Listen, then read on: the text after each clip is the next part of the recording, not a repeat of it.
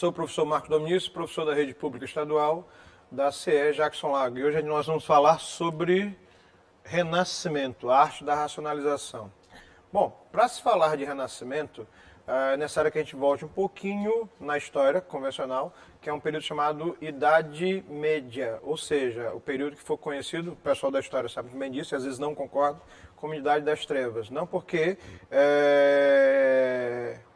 a gente precise entender esses processos, mas porque a Idade Média ela interfere diretamente no período chamado de Renascimento. A Idade Média ela é essencialmente de informação e conceitos teocêntricos, ou seja, a igreja dizia o que era certo e o que era errado, a igreja cristã medieval determinava todos os valores, e aí vem o Renascimento para racionalizar, e por isso a necessidade de entender a Idade Média, o motivo do contraponto, trabalhando de maneira simples. Tudo que o Renascimento representa é o oposto do que a Idade Média pregava. Então, nesse período, quando a gente começa a falar, parece interessante se perceber que as grandes navegações, justamente quando os portugueses vieram ao Brasil fazer o documentário, o inventário do que tinha aqui e mandar de volta, né? O período de descobertas científicas, como a pólvora, a imprensa, entre outras coisas, e um processo onde as pessoas começam a pensar e racionalizar e não simplesmente aceitar o conhecimento teológico que é trabalhado na Idade Média. Mas o que realmente é trabalhado na Idade Média? A Igreja considera o conhecimento científico só aquilo que ela prega nesse período. E aí vem o Renascimento e começa a pensar sobre o que é realmente certo, o que é errado, o que tem que ser questionado ou não. Tanto é que quando a gente estuda na história convencional, a gente está falando da história da arte também, a gente estuda na história convencional, Galileu Galilei afirmou que a Terra não era plana, como todo mundo na Idade Média, e a Igreja Cristã pregava isso, né?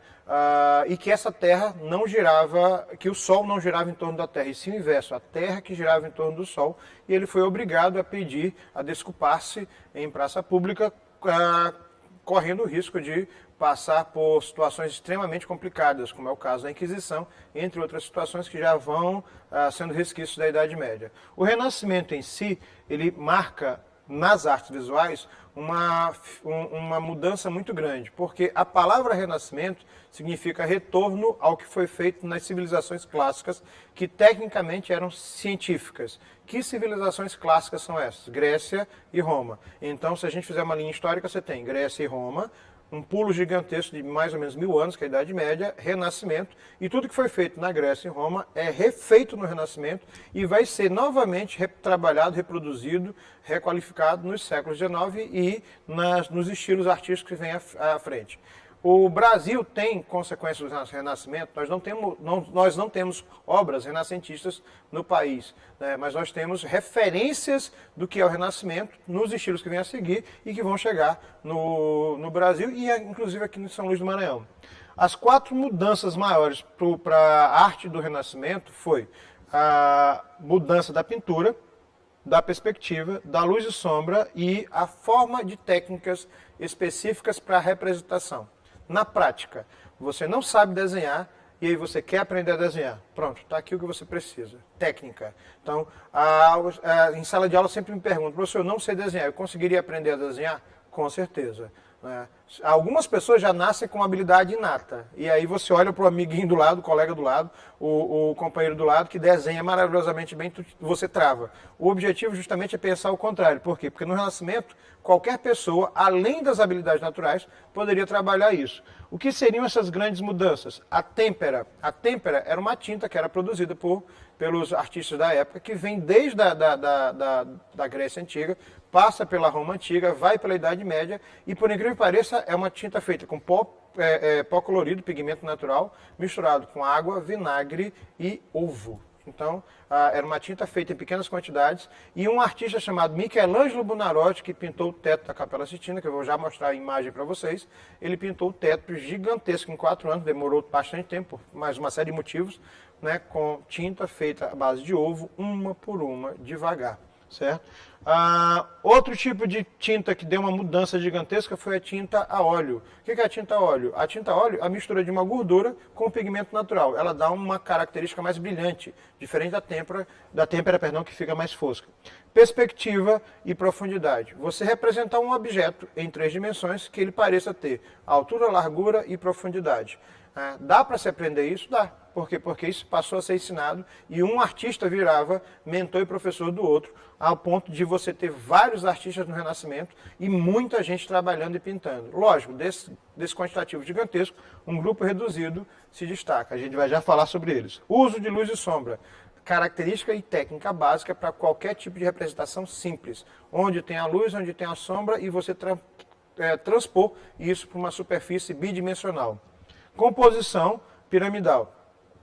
Isso aqui a gente vai falar mais à frente, mas no Renascimento tudo era geométrico. Parece estranho, mas os pintores do Renascimento, em função, ou os artistas do Renascimento, em função dessa racionalização e do uso de técnicas, organizavam matematicamente a obra para depois representar de maneira pictórica as figuras. Né? Aí a gente passa a falar de alguns artistas que são extremamente importantes entre a quantidade absurda de artistas na pintura, escultura e arquitetura que se apresentavam durante o Renascimento. Masaccio, ou Masaccio, como alguns chamam, ele foi o fundador da primeira fase da Renascença. Então ele vai buscar na Grécia, ou seja, a anatomia dos corpos humanos, tecnicamente falando, porque os gregos são muito bons nisso na matemática, e na Roma Antiga, a forma de representação para que você olhe uma imagem e diga, isto é uma pessoa, isso é um objeto, e a ideia de perspectiva. E o Renascimento é marcado por um dos maiores mecenas da história da humanidade, que é a Igreja católica, já que você passa por um processo de separação de católicos de um lado, protestantes do outro, uma parte da história. Martinho Lutero, a gente não vai esticar sobre isso, porque ainda tem muita coisa para ver. E aí ele começa a representar a figura humana não como uma forma linear, como acontecia no estilo gótico. Essa figura humana começa a ganhar movimento. Vamos para a prática. Ou seja, nada mais é tão reto, e aí você tem a impressão de que as figuras já estão em movimento. Ele ainda não tem a técnica perfeita de distanciar o fundo da figura principal, e a impressão que se tem é que é só um cenário com as pessoas na frente. Então, ainda não tem essa noção exata de profundidade, mas a perspectiva, ou seja, a ideia de que tem uma coisa maior e outra menor, que tem volume, altura, comprimento e profundidade, já começa a existir. Há um nível de religiosidade muito grande, por quê? Porque quem pagava, na maioria dos casos, era a Igreja católica desse período. As figuras religiosas, muitas que a gente conhece como referência, elas são pintadas no Renascimento. Então, se você pegar uma Bíblia e olhar as ilustrações, tiver a curiosidade de perceber qual é o período, elas vão datar do final da Idade Média, final do estilo gótico, o início do Renascimento, o pré-Renascimento, o Renascimento em si e o que vem depois, que é o estilo barroco. Isso aqui é chamado de tríptico, ou seja, são 3 partes. 1, 2, 3. A Virgem Maria, uma das figuras mais importantes, ela é representada com um halo luminoso, uma auréola sobre a cabeça, para indicar o nível de importância. Geralmente, isso aqui eram placas de madeira, que são oriundas da Idade Média, isso é uma característica medieval, onde você tem dobradiças, e isso aqui funciona como um pequeno altar, que passou a ser alguma coisa comum para as famílias mais ricas do Renascimento daquele período. Então, se colocava uma camada de ouro ao fundo para indicar o nível de importância, mas também indicava o nível de econômico e social dessas pessoas que tinham esse tipo de representação nas suas casas. Uma coisa interessante a se perceber que as pinturas do Renascimento, elas começam a ganhar um caráter individualizado. Então as pessoas pagavam para artistas para fazerem retratos seus. A Mona Lisa, por exemplo, foi um retrato, ou uma selfie pintada naquele período, e ela data do século XVI. Então tem muita gente que levanta hipóteses e teorias sobre a Mona Lisa, mas ela na verdade foi uma encomenda, né? E óbvio, quando a gente fala de Da Vinci, é um outro capítulo à parte. Sandro Felipe Botticelli. Botticelli é um apelido, né, que ele ganhou. A palavra Botticelli é uma palavra pejorativa italiana que significa barrilzinho. Né? Fica fácil de entender o motivo por quê. Enquanto no Renascimento o padrão de beleza era de mulheres relativamente mais cheinhas, mais gordinhas, tanto homens quanto mulheres, Botticelli vai buscar na Grécia e principalmente na Roma Antiga a mulher mais magra. Eu vou mostrar para vocês 2 obras de Botticelli que mostram mulheres relativamente mais magras do que as mulheres daquele período. Né? A minha avó costumava dizer, minha filha, tu tá meu filho, minha não sei quem, tu tá muito magrinho, tá sem comer nada. Na verdade, esse conceito de saúde está associado a uma coisa que os nossos avós ouviam, onde quanto mais fofinho, mais gordinho você fosse, mais saudável você era. E aí o Renascimento tem como esse padrão de beleza a mulher e o homem mais rechonchudo, porque se tinha dinheiro para comer. Já as mulheres de Botticelli, para aquele período, são consideradas mais magras. Loiras, geralmente, com peles muito claras e muito brilhantes, e ainda a impressão de que elas são tão leves que elas parecem flutuar na obra. Como a gente está falando de Renascimento e ainda tem um contraponto de frente para a igreja, alguns artistas colocavam mensagens bem embutidas, por assim dizer, nas obras, para que a igreja não percebesse do que estava se tratando.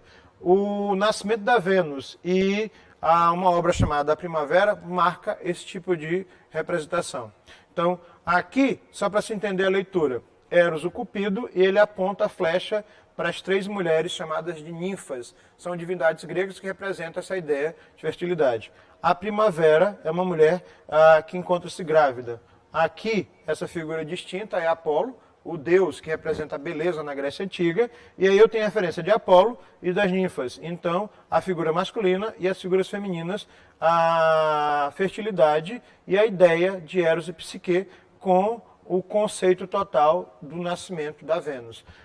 Não sei se alguém consegue prestar atenção aqui, mas a fruta do pecado, a ideia da maçã, está toda estilizada. Então, nenhuma figura dessa da obra de Botticelli era aleatória. A gente tem a impressão de que todas as figuras são iguais, que é uma característica marcante da obra dele. Se nós traçarmos, né, diagonais ou perpendiculares, o que você vai ter? No centro da obra você tem o ventre, que é justamente a parte mais importante. A primavera é uma semidivindade romana que representa um período de fertilidade, nascimento, tanto é que ela vem depois do inverno, naquele conceito. Então não é só um quadro aleatório, tem todo um conceito, tem uma série de valores implícitos e a gente passaria o dia inteiro, a aula inteira falando só dessa obra.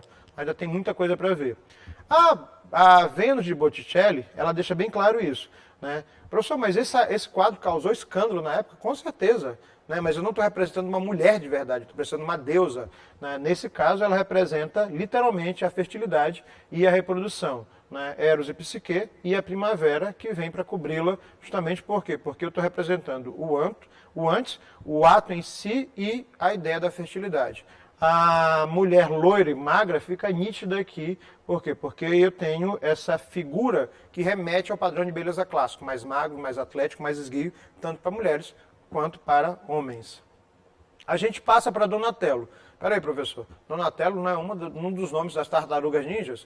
Donatello, Rafael, Michelangelo, Leonardo, realmente são nomes das tartarugas ninjas e sempre em sala de aula alguém pergunta. Né? Mas eles são os nomes que foram dados a esses personagens de quadrinhos que fazem referência aos pintores da Renascença ou, no caso, um escultor da Renascença ou pré-Renascença. O que é interessante é o que a gente chama de contraposto, uma das técnicas. Mas o que seria o contraposto? Eu tenho o corpo reto e eu vou simplesmente dobrar ou jogar o corpo para um lado de um peso e do outro. Na prática, seria algo mais ou menos desse tipo. Essa aqui é uma das variações do contraposto, para não deixar o corpo reto. Então eu jogo o peso todo de um lado e deixo uma perna com o joelho dobrado, ou jogo o peso do outro. Essa estátua aqui, ela foi moldada em bronze, mas a original é em barro. Né? E aí Donatello começa a representar uma das figuras mais conhecidas da história bíblica, que é Davi, que venceu Golias, né? Com uma arma simples. Mas aqui ele coloca um corpo mais franzino, mais adolescente, com uma espada na mão. Leonardo da Vinci. Esse é um capítulo à parte. Né? Se a gente for falar do que ele fazia, ele é multitalentos. O homem, literalmente, do Renascimento. Ele foi um pouco de cada coisa e muito de tudo. Um gênio que toda vez que a gente trabalha em sala de aula, não só eu, mas outros professores, a gente começa a instigar não só nos alunos, mas também em pessoas o que realmente esse cara era. Né? Uma coisa é certa, ele não é só um artista, ele é um pesquisador. Ele é um cientista onde esse conhecimento vai sendo trabalhado de maneiras bem estranhas. Por exemplo, algumas curiosidades para atiçar a cada um de vocês. Da Vinci costumava escrever ao contrário. Então, para você ler alguma coisa de Leonardo da Vinci, você tinha que colocar um espelho, que era difícil de conseguir na época. Para cada projeto que ele fazia, ele colocava um defeito que ele mesmo soubesse consertar. Ou seja, se alguém tivesse a possibilidade de ter acesso a um projeto dele, e foram muitos, né, conseguiria fazer, mas ia dar defeito. E ele ia lá e sabia como consertar. A Mona Lisa, o que não faltam são hipóteses sobre as obras dele. Leonardo da Vinci foi mecânico, arquiteto, engenheiro, um pouco de astronomia, anatomista. Tem obras de Da Vinci que são fantásticas quando a gente começa a analisar o que ele fez. E aí vamos ver as obras para ter uma noção. Bom, a Mona Lisa, né, ela tem uma coisa meio estranha. Em qualquer ângulo que você esteja, se você circular a obra, ela parece te observar. Então, é assustador quando a gente trabalha em sala de aula, principalmente com alunos mais novos, né? O interessante perceber é que descobriu-se, com estudos bem interessantes, que essa distância dos olhos, entre os olhos da Mona Lisa, foi levemente alterada por Leonardo da Vinci. Então, em qualquer ângulo que você esteja, ela parece te acompanhar. O sorriso emblemático não deixa a nitidez, se ela está chateada, se ela está triste, se ela está alegre. E o objetivo do Renascimento é justamente esse, não é representar uma figura emocionalmente, isso já vem mais à frente, é representar essa figura da maneira mais perfeita possível. A técnica que Da Vinci usou para representar a Mona Lisa, a gente chama de esfumato, né? A figura principal fica nítida e o fundo fica embaçado. Alguns celulares hoje já vêm com esse tipo de recurso, né? Deixa a figura nítida e o fundo completamente embaçado. Eu vou levantar só uma brincadeira que eu costumo trabalhar com alunos de sala de aula, né? Acompanhe, por exemplo, o desenho que eu estou fazendo bem aqui, e aí vocês vão ver uma silhueta, formato de um gatinho sentado nas patas traseiras. Como assim, professor? Tá bem aqui, eu vou repetir, né? Se você não viu, já era, mas vou instigar a pesquisa de vocês para saber, porque o que não faltam são teorias sobre esse quadro, né? Ele é bem menor do que a gente tem na TV aqui, ele encontra-se no Louvre em exposição permanente e ele tem mais ou menos 500 anos de existência. E o que não faltam são teorias sobre o quadro. A Santa Ceia. Bom, eu vou começar fazendo o seguinte, tracem imaginariamente linhas diagonais, um X no quadro. Tracem perpendiculares, você vai ter o centro do quadro na figura de Jesus Cristo, certo? Matemática pura. Trace um triângulo, dois lados iguais, um diferente. Um triângulo isósceles, né? Se você colocar linhas paralelas, você tem 6 apóstolos de um lado, 6 do outro. Ou seja, o quadro é matematicamente projetado. Na verdade, não é um quadro, e sim um mural. Esse mural ele foi projetado para um refeitório de um convento. E aí, durante um tempo, ele ficou perdido. Numa reforma, acho que creio no século XIX, descobriram o quadro e fizeram a restauração do mural, perdão, certo? Há inúmeras, dezenas de possibilidades no quadro, tanto é que um escritor, há uns 15 anos atrás, chamado Dan Brown, escreveu um livro chamado Código da Vinci, que ele estudou tanto a obra de Da Vinci que na hora que você lê o livro, você descobre que você tem dúvidas sobre o que você aprendeu. Por quê? Porque Da Vinci deixa liberdade para esse tipo de situação, né? Tem muita gente que levanta a hipótese que aqui não é um dos apóstolos da Virgem Maria, mas eu vou instigar a curiosidade de se pesquisar sobre isso. Autorretrato de Leonardo da Vinci, né? Ele morreu aos 75 anos de idade, e tem gente que não teve o que fazer e superpôs a imagem de Leonardo da Vinci, como eu vou mostrar já à frente, com a Mona Lisa, e descobriu-se que são os mesmos traços um do outro, né? Fica a dúvida. Aqui eu deixei 2 desenhos que eu acho fantásticos.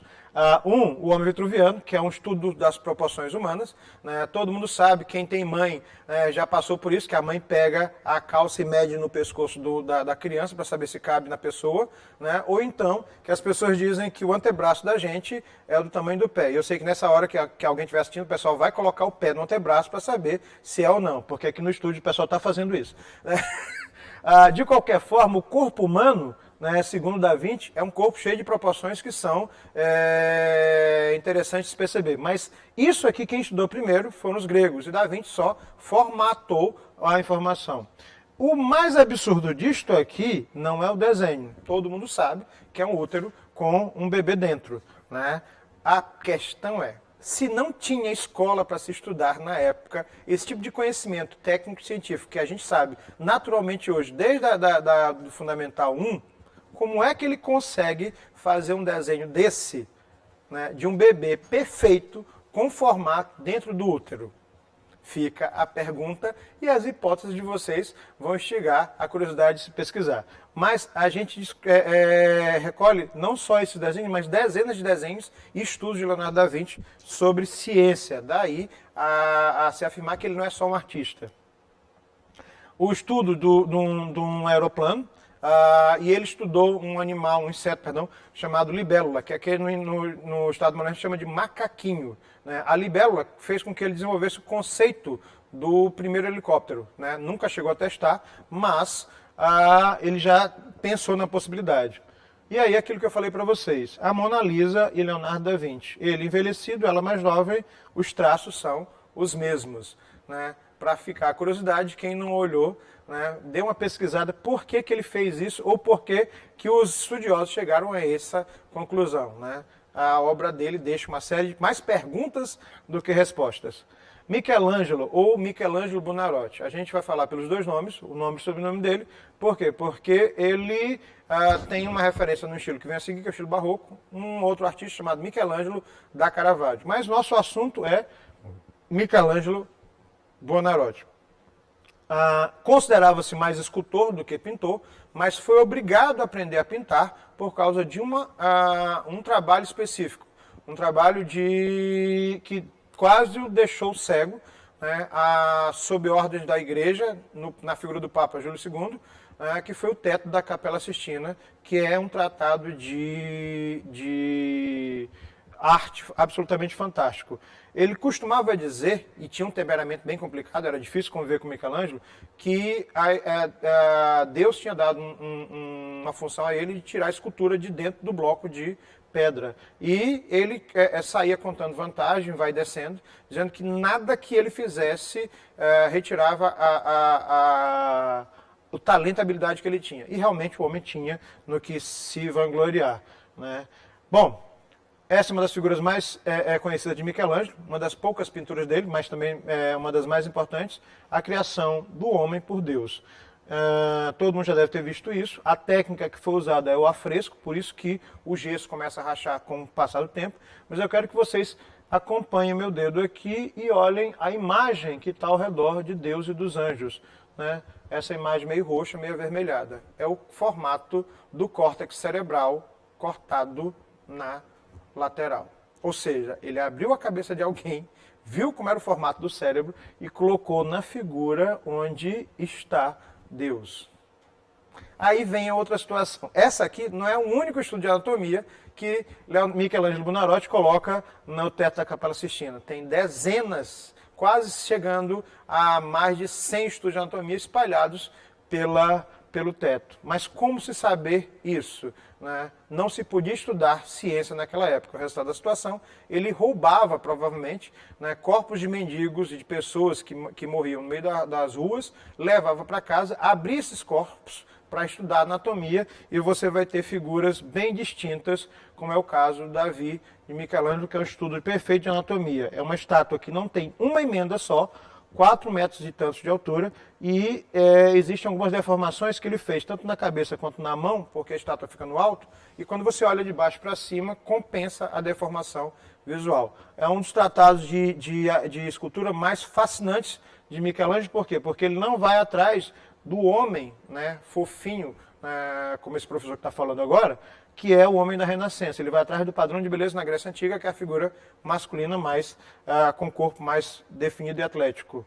Bom, essa aqui é a parede vertical da Capela Sistina, onde tem a ideia da ida para o inferno, o purgatório, a humanidade e a ascensão divina da humanidade. Se você olhar à distância, né, o juízo final, você vai ver 2 olhos estilizados, um nariz e como a Capela Sistina faz uma curva acima, é uma estilização de um crânio humano. Ou seja, há uma metáfora bem grande aí, como todas as obras dessa capela. Exemplo, né, uma das imagens dessa figura bem aqui, vou voltar aqui, essa imagem bem aqui, vou dar um zoom nela.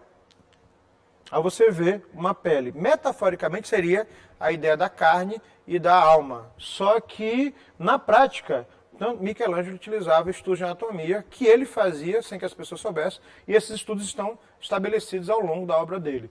Todos os corpos masculinos e femininos são bem sarados, pernas, braços, remetendo ao padrão dos gregos, onde essas figuras vão sendo retratadas e trabalhadas com o conceito de anatomia. Religiosamente falando, tem um conceito, mas na figura da pesquisa dele tem outra. Né? Adão, Eva e Deus criando as duas figuras, só que na hora que você observa a túnica de Deus, é justamente o formato do pulmão esquerdo, que é a lateral da costela e do pulmão referenciado de onde Eva sai da costela de Adão. Ou seja, o que não faltam são curiosidades para se entender, e aí você começa a perceber como esses artistas vão criando artifícios para fugir da liberdade ou não de expressão. Bom, esse aqui é o teto da Capela Sistina visto de baixo para cima. Só que na hora que você esquece que são imagens, você começa a perceber a distância, que isso aqui é a estrutura da coluna com as costelas sendo destacadas do lado. Sério, o pessoal está um pouco surpreso aqui no estúdio, mas essa é a verdade. Ou seja, o homem era louco da cabeça, mas também um louco gênio. Difícil temperamento, difícil de conviver. Eu sempre brinco com os alunos, com os meus alunos, que ele era tão perspicaz nessa questão do conhecimento que a higiene pessoal era uma coisa que não era tratada. Ele passou 3 anos sem tirar as botas. Né? Não entortem a boca não, porque isso foi verdade. Se alguém quiser uma referência, tem um filme na internet que você acha sobre esse tema específico, agonia e êxtase. Depois pesquisa e vocês vão achar. Uma das obras mais fantásticas de Michelangelo, que já começa a dar base emocional para o estilo que vem a seguir, o estilo barroco, chama-se La Pietà. Jesus Cristo no colo da Virgem Maria, e todas as vezes eu faço essa montagem de escultura em sala de aula. É quase impossível, beirando o impossível, uma pessoa segurar dessa maneira o outro de maneira tão suave. A impressão que se tem é que Jesus Cristo flutua, quando na verdade é inviável, fisicamente falando, esse tipo de situação. Mas a Virgem Maria apresenta um olhar mais sereno, e enquanto a figura de Cristo está deposta no colo dela. Esqueça um pouquinho a temática e vamos se ater aos detalhes da túnica, aos detalhes da anatomia, do rosto, etc, etc. Só deixar claro que isso é um bloco inteiro de pedra.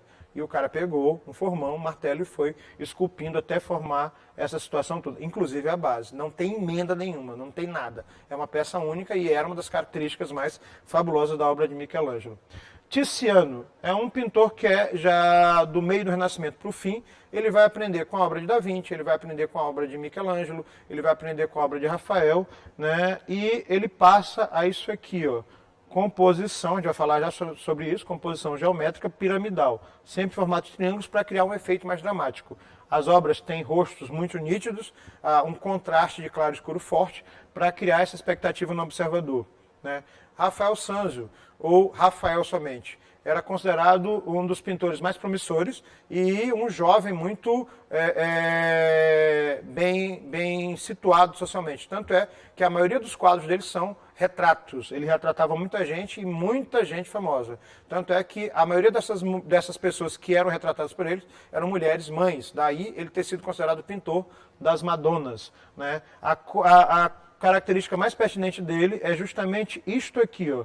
Formatos triangulares e cores muito intensas com efeitos muito distintos. Rafael Sanzio, ele se destaca por quê? Porque as figuras que ele representa sempre estão em triângulos. Essas mulheres ou homens têm auréolas sobre a cabeça que indicam uma santidade ou uma referência santa, a Sagrada Família, Pai, Filho e Espírito Santo, ou a família sempre nessa situação. Mesmo quando ele faz isto aqui, ó, 1, 2, 3, o pai, a mãe, família, ou a mãe, sempre numa composição piramidal, fazendo referência metaforicamente à figura da Virgem Maria e do Menino Jesus. Então, a obra de Rafael era extremamente comercial para a época. Por quê? Tudo muito colorido, tudo muito nítido, tudo muito forte, tudo muito intenso, né?